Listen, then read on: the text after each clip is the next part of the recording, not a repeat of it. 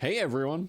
So I've watched this guy's video, Who's Adam and What's He Optimizing? This video is just great. He has some really nice animations and stuff, and he explains all the equations and that. What I really wanted to do was create a video showing how to create this kind of animation. So one way of thinking about optimization is it's a ball rolling down a hill. So here we have a ball, and the target is to get the ball as low as possible. And so really what's going on at the core of a neural network is you have some vector represented here by the ball trying to get to some minimum value, and you're basically trying to find the algorithm or the simulation for this ball which gets it to the bottom as quickly as possible. And that's where algorithms like SGD and Adam and so on come into the picture. What I want to do in this video is build us up to this kind of animation here, where we've got a kind of loss landscape and some parameters of the neural network trying to get as close as they can to the middle. It's a very loose analogy, but it was fun to make. So if I come over here and we'll just whack a viewer node over there, basically I want to create this loss landscape. The loss landscape inside a neural network is basically given your parameters, and in this case like X and Y in this plane, what is your loss? And in this case it's basically what is your vertical Z coordinate. So the lower you can get in this bowl shape, the lower that your loss is, the better that your neural network has optimized towards its goal. What we're doing in here is we're just generating a grid, which is a flat plane, and if we look at it as a mesh, it's basically a grid vertices. And then we're applying some function to it. So I've got like a parabolic function which takes the position of each vertex in this grid and separates the x, y, z's, and it squares the x value and it squares the y value and adds them together. Then down here we use a Voronoi texture just to add those kind of bumps. So if I reduce that down or up, so if I change the size of these bumps, you can get these different kind of loss landscapes. And this represents kind of the noise in our training problem, because no training data set is complete or free from errors or noise in measurement. And there's a significant thing with these bumps. Do they go upwards or do they go downwards? So this generates a lot of local minimums, these pockets where our parameters can get trapped.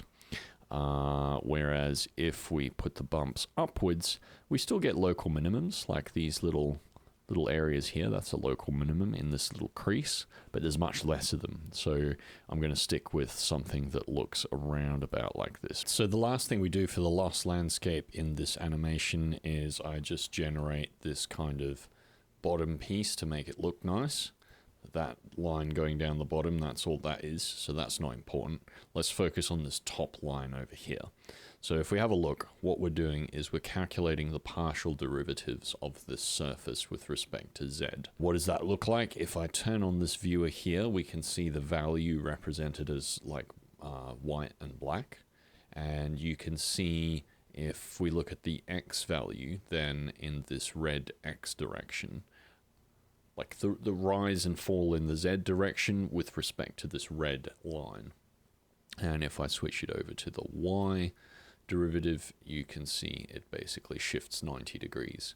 So the model has access to this derivative. Like if your ball is sitting on the hill over here, it's being pushed this much in the Y direction and that much in the X direction, basically. That's the force that gets applied to try to move the ball down towards the bottom of the hill. The way that that works is it just takes the normal of this mesh, so we're kind of cheating a little bit. We don't actually do the derivatives, we just take the shape of this mesh, we separate the X, Y, Z, and we basically take dx divide dz. This next bit here just distributes some balls onto the surface.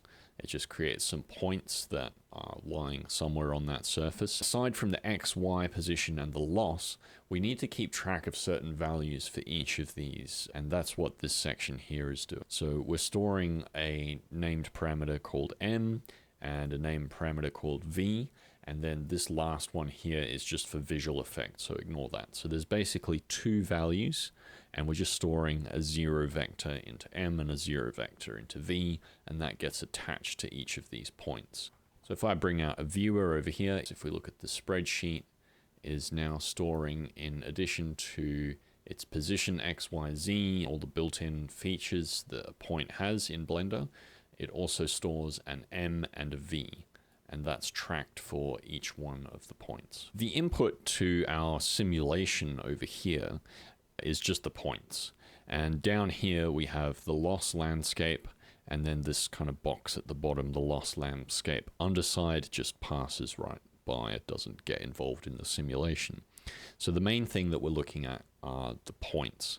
Now if we zoom in here, there's a bunch of extra stuff to do with the score line, which is basically this chart over here on the right hand side. We're basically just interested in bringing in the points.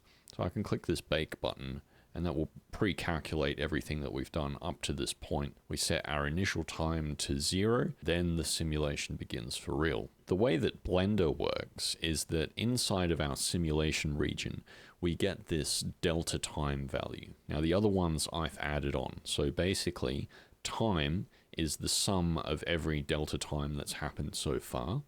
The points are the points that we brought from the outside that sort of get fed through the simulation and then loop back around and fed through the simulation again. And then the score line is the chart on the right hand side, which we're ignoring for the moment. So there's a little bit of bookkeeping right at the beginning here, where we stop the time from increasing after 8 seconds, and that just allows the animation to pause towards the end of the timeline so that we get a chance to see the final state before it loops back around. So that's all that this is doing. It just halts the progression of time after 8 seconds. So over here we basically have time. There it is, so it says that's time, and that gets fed into each of these different optimization methods. Also going into each of these optimization methods, we have the nearest derivative.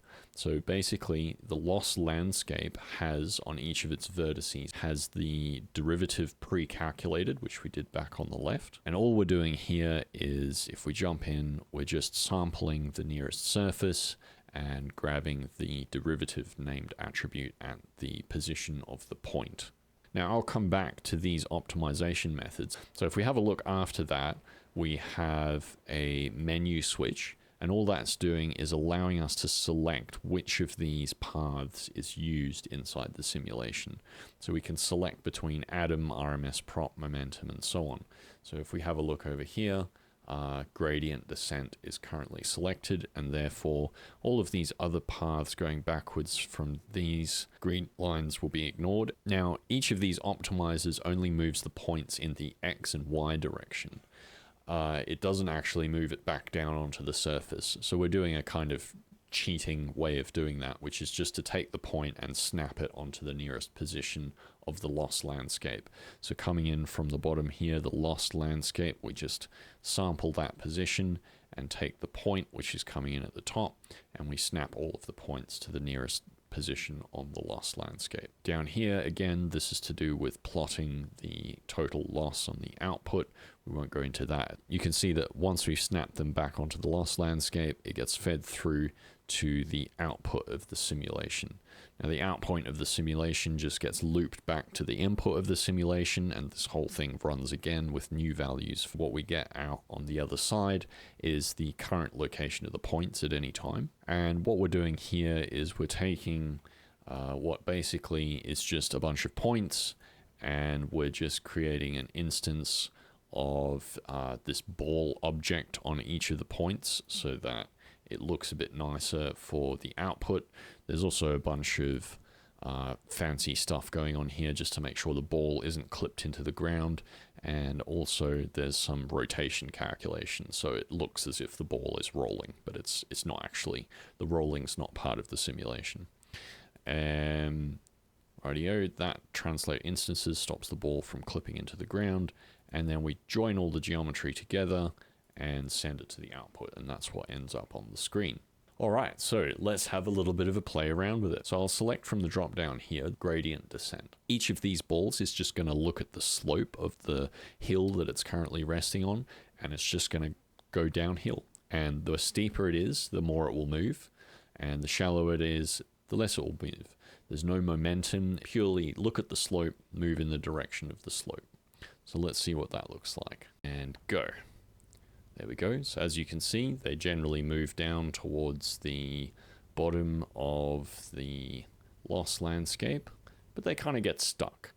So you can see a lot of oscillating behavior here where this ball will sort of climb this hill a little bit and sort of overcompensate and go onto the foot of this hill a little bit and then switch back and forth.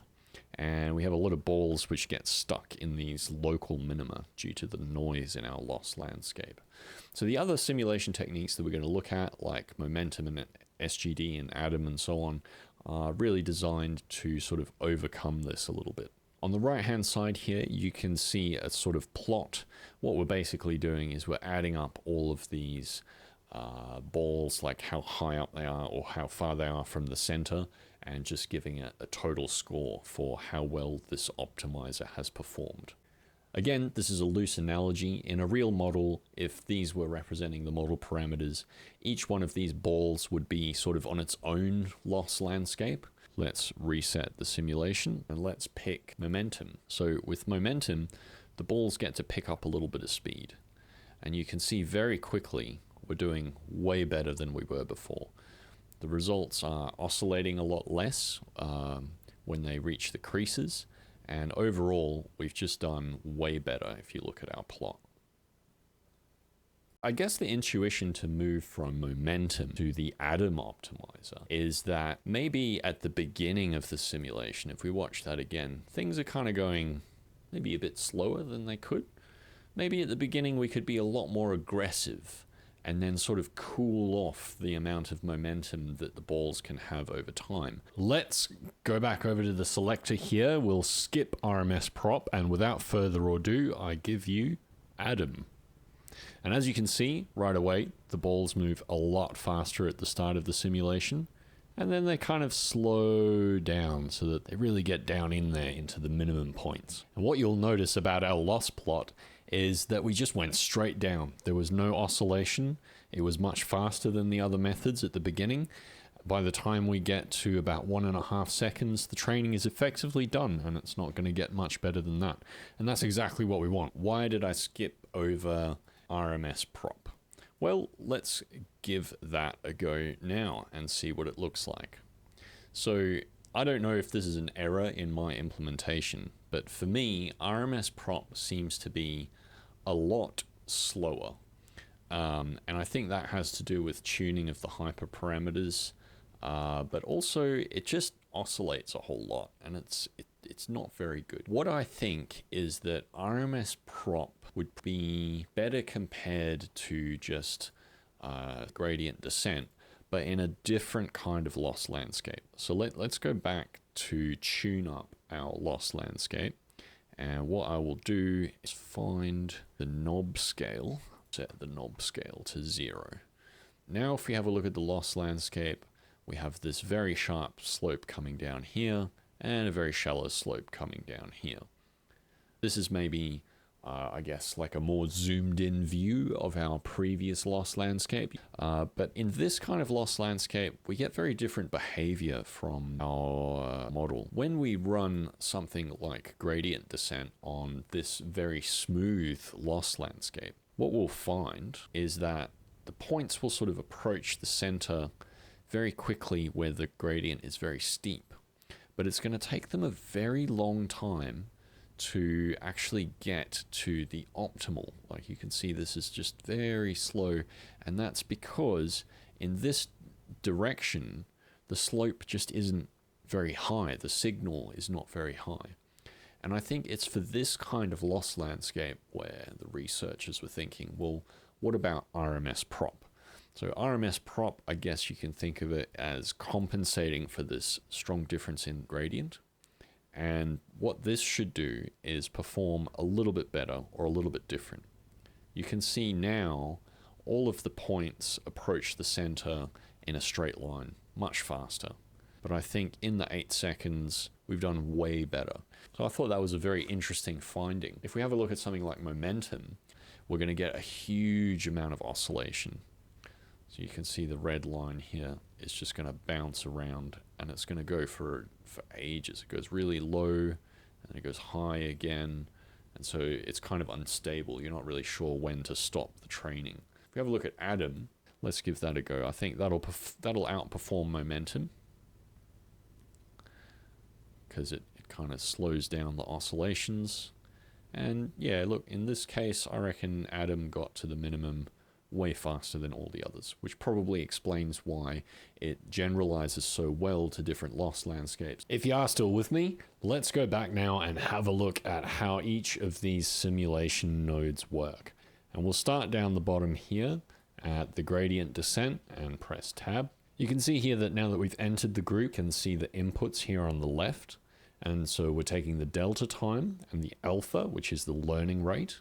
We're multiplying them together, using that to scale the derivative vector, which we sampled from the loss landscape, and simply putting that into the offset input of a standard Blender built-in set position node. Over here is a little group that I'm using to rotate the ball just for visual appeal, but it's not part of the simulation. The geometry effectively just gets fed to the output. So I'll right click and go exit group, and then let's move up to momentum. So really this is the same idea. We're not doing anything too much different. You can see that I've duplicated the input group here and split it up around all of these different places, and then you can use Control H to hide all the inputs that aren't being used. We've got the derivatives coming in just like before. This time we have both beta and a learning parameter called alpha coming into the mix. And it's really just following along with the formula. I recommend watching that video that I referenced at the start of this one to understand how this math actually works. And again, it just uses the final calculated value to set the offset of the point. One of the special things that we're getting in addition to the group input is this V node. So this is a named attribute node, and it is reading from the V column from the points. And then we update the V value again over here, which gets stored back onto the geometry. So as it flows through, we just overwrite it with a new value. Again, I'll right click to exit group, and let's go see what RMS propagation looks like. Press tab to enter the group. And you can see this one's gotten a little bit more complicated again. But again, it's just taking the group inputs, the derivative, the beta, the geometry, the delta time, and so on, and doing some calculations and setting the position. If we go now into Atom, Atom is the most complex. And if you have a look at the inputs, we've got both delta time and time, as well as the derivatives, the geometry, alpha. There's two betas, beta 1 and beta 2. And then various other factors just used for tuning. If I press tab to enter there, you can see this is the biggest beast of them all. So we're using here this group to update the M value, which is stored against every single one of the points. And this one here is being used to update the V value, which is stored against each of the points. And then there's a bunch of calculations that happen with all of these intermediate values, and it ultimately ends up in just setting the offset of the point based on those. Yeah, so there's not too much more to look at in this model. I guess there's a whole interesting thing here. I had a lot of fun building the chart, but I'm not going to go into that. That would take me forever to explain, and it's all not that interesting. Thank you very much for watching, and if you made it this extra part, extra thank you, and I will see you in the next video. So here it is with all of the textures applied. Very nice.